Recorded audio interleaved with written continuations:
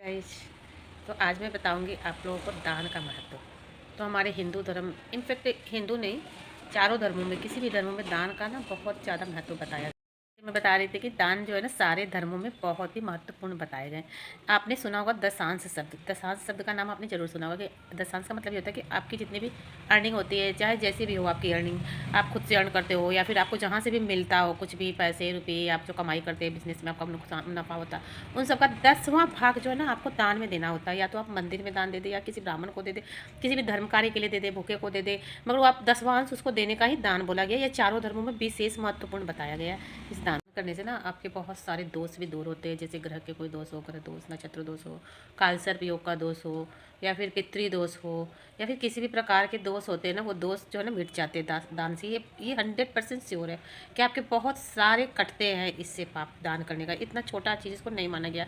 ऐसी बात नहीं कि आप करोड़ों का दान करें, अरबों का दान करें, सुवर्ण दान करें, लाखों लोगों को भोजन कराएं तभी आपको मिलेगी। आप जितना आप सामर्थ्यवान है, जितनी आपकी सामर्थ्य की शक्ति है, उस अनुसार अगर आपकी प्रवृत्ति है दान देने में, आपकी इच्छा है, श्रद्धा से देते हैं, तो ये आपके जीवन में बहुत ही ज़्यादा, बहुत ही आश्चर्यजनक परिणाम लाते हैं। दान करने वाले की कभी दुर्गति नहीं होती।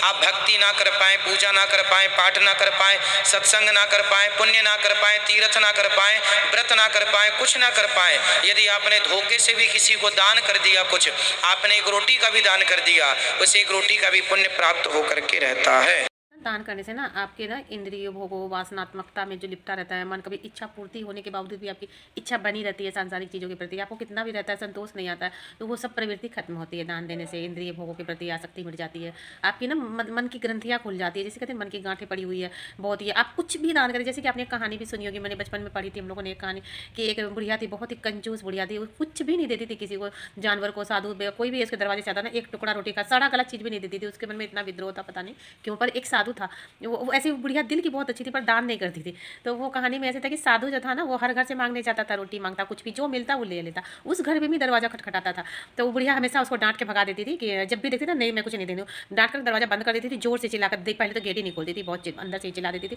वो चला जाता था। हर दिन ऐसे बहुत दिन बीत गए, महीनों बीत गए, वो अपना नियम नहीं छोड़ा। वो बोला इससे तो मैं कुछ भी लेके रहूंगा, क्योंकि वो साधु था और ना मन की बातें समझता था, ज्ञानी साधु था, और मतलब प्रकांड मतलब कि विद्वान था। तो वो सोचता था कि इसके हाथों से कुछ दान लेना जरूरी है इस जन्म का, पिछले जन्म के तो अच्छे कर्म थे, तो उसके कुछ नहीं बिगड़ता था। तो वो हर दिन जाता था। एक दिन ना वो क्या हो कि एक दिन छल्ला के, वो ज़्यादा देता गेट पे खड़ा था, तो बुढ़िया छल्ला के गेट खोल के आई और फिर बंद कर दी, बोल कर ये कि तुम्हें कुछ नहीं मिलेगा, जाओ इस दरवाजे से।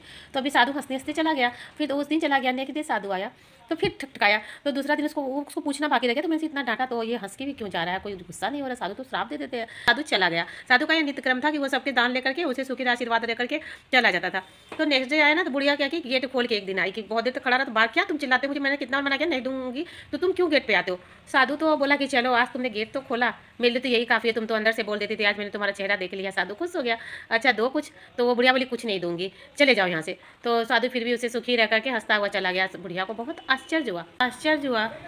बुढ़िया नेक्स्ट डे ना साधु का ही वेट कर रही थी कि वो आता, तो उससे मैं पूछती कि मैंने तुम्हें इतना बड़ा मतलब झल्ला के बोला बदतमीजी से, तुम मुझे सुखी रहो करके चले गए।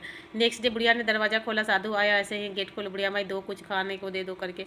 तो बुढ़िया माई आई, फिर भी झल्ला के बोली कि ना मैंने तो कितनी बार मना किया और मैं कभी नहीं दूंगी, चाहे तुम यहाँ सालों आते रहो मेरे दरवाजा पे। तो साधु भी हंसकर बुला रहे, बुढ़िया माई कोई तो कुछ नहीं दी, बोलते बोलते तो फिर साधु चला गया। अच्छा सुखी रहा बुढ़िया कह के चला गया।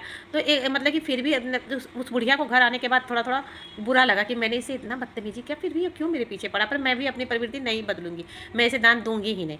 तो नेक्स्ट डे साधु का वो वेट कर रही थी, गेट खोल के, खुद ही गेट खोल के पहले से ही इंतजार कर रही थी। साधु आया तो हंसता हुआ आया, बुढ़िया माई आज तो तुम मेरा इंतजार कर रही हो, ये कैसे चमत्कार हो गया। तो कहते हाँ इसलिए इंतजार कर रही हूँ कि ना मैं तुम्हें कुछ नहीं देने वाली, चाहे तुम कितने ही दिन, चाहे आप कितने ही दिन मेरे दरवाजे पे आओ। तो वो बुढ़िया माई बोली कि और मैं तुम्हें इसीलिए आई हूँ मना करने कि आप आपसे मत आना, और मैं ये पूछ रही थी कि मैंने तुम्हें इतना बदतमीजी से किया, फिर भी तुमने मुझे सुखी रह करके आशीर्वाद दे करके हंसते हुए क्यों गए, तुम्हें मतलब गुस्सा नहीं आया, बुरा नहीं लग रहा। तो साधु बोला ये तो मेरा तो यही धर्म है, मुझे तो गुस्सा नहीं करना चाहिए, मैं तो साधु संत हूँ, भगवान का भजन करता हूँ, जो मिल जाता है खा लेता हूँ, तुम्हारे पास भी यही से आता हूँ मांगने के लिए, इसी भावना से, मगर तुम तो मुझे कुछ नहीं देती हो, और ये तो और छोड़ो, तुम्हें देने से भी तो सुख मिलेगा, ये भी तो जानो, तुम्हें दान करने से। वो बोली मुझे नहीं चाहिए कोई सुख, मुझे कोई भी विश्वास नहीं है इस दान में।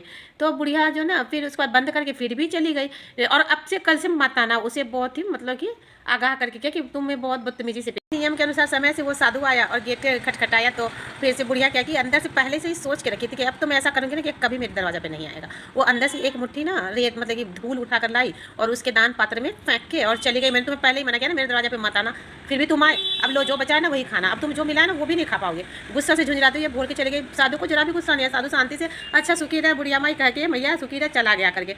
बुढ़िया को बहुत थोड़ा सा आश्चर्य के साथ साथ थोड़ा दुख भी हुआ कि एक तो मैंने दिया नहीं, उसका खाना भी बर्बाद हो गया, पता नहीं साधु क्या खाएगा, उसे मुझे तरह तरह के सवाल हो रहे थे। तो फिर नेक्स्ट डे साधु आया ना, उसको आश्चर्य हो रहा था, सोच रही थी मैं इससे ज़रूर पूछेंगे, उसे बुरा भी लगा थोड़ा सा।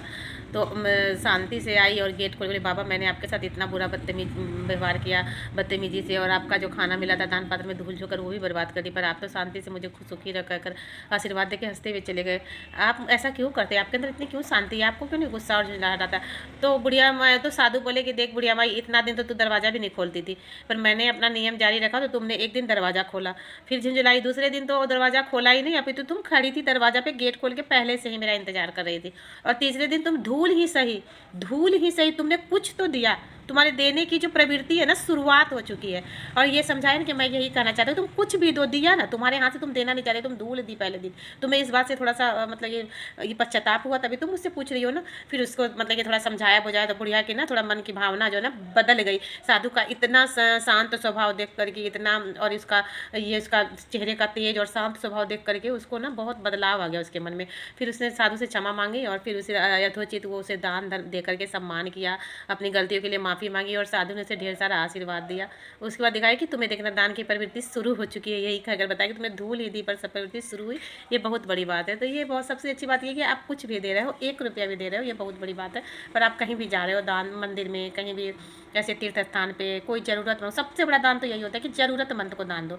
आप करोड़ों का दान भले मत दो, पर आपके पास ज़रूरत के हिसाब से अगर सच्चा में वो आया कोई नीडी पर्सन, मतलब नीडी पर्सन को जो ज़रूरतमंद हो, भले वो भूख से ज़रूरत से आए, वो खाना मांगने या फिर आपका धन मांगने या फिर आपकी कोई वस्तु मांगने, उसकी बहुत ज़रूरत हो, अगर आप समर्थ हैं तो आप उसे थोड़ा भी सहयोग जरूर करें, कभी भी उसे खाली हाथ ना भेजिए। ये सबसे बड़ा दान जो यही होता है। और सबसे लास्ट में मैं यही कहना चाहती हूँ ना कि दान समझ के भले न दे, पर आपकी तो ज़रूरत, आप जीवन में जीते हैं इंसान शरीर में, तो आपको बहुत सारे लोगों की मदद लेनी पड़ती है, बहुत सारे लोगों से काम होता है, पैसे से, शरीर से, खाने से, भोजन। तो आपको जो भी दे रहा है ना, जिस भी भावना से दे रहा है, आपको जो कुछ भी मिल रहा है, फिर आपके पास अगर वो समर्थवान हो गए, आपके पास है, तो आप जरूर दे, उस व्यक्ति को तो जरूर दे जिसने आपकी मदद की है, ये सोच करके कि अगर उस व्यक्ति ने प्रेम से दिया है तब भी आपका ये कर्तव्य बनता है और फर्ज बनता है कि आप उसको जरूर दें। और अगर उसने किसी गलत भावना से भी दी है तो आप उसको जरूर दें, ताकि वो गलत भावना पलट के उसी पे चली जाएगी। तो कभी भी अगर आप सामर्थ्यवान हो ना, तो किसी को कुछ देने में कभी भी ना हिचके, आप चाहे थोड़ी मदद करें पर आप करें जरूर, इस भावना से कि जिस भी भावना से उस व्यक्ति ने आपकी मदद की है उसी भावना से उसके पास दोगुनी होकर लौटेगी। तो ये प्रक्रिया ना, और ये जो है ना सीख हमेशा जरूर याद रखें कि आप जब भी सामर्थ्यवान हो उसकी मदद करें,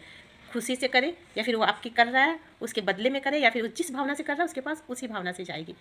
दानम दुर्गति नाशनम, तो दान से बहुत सारी दुर्गतियों का नाश होता है, दुर्बुद्धि का नाश होता है, आपके जीवन से संकटों का नाश होता है, आपके जीवन से गलत चीज़ों का सफाया हो जाता है। मतलब कि दान इतनी बड़ी महत्ता रहता है कि आपके जीवन पे आए हुए संकट क्लेश सब खत्म हो जाते हैं। दान के लिए इतना ही, देखने के लिए शुक्रिया, और अपने दान देने की प्रवृत्ति बढ़ाइए, अच्छी नियमों का अपने जीवन में पालन कीजिए, अपने अच्छे नियमों की शुरुआत कीजिए और अपने जीवन को और ज़्यादा खुशमय और सुखी बनाइए। Thank you for watching. और वीडियो आपको अच्छी लगी हो तो सब्सक्राइब लाइक करें जरूर से।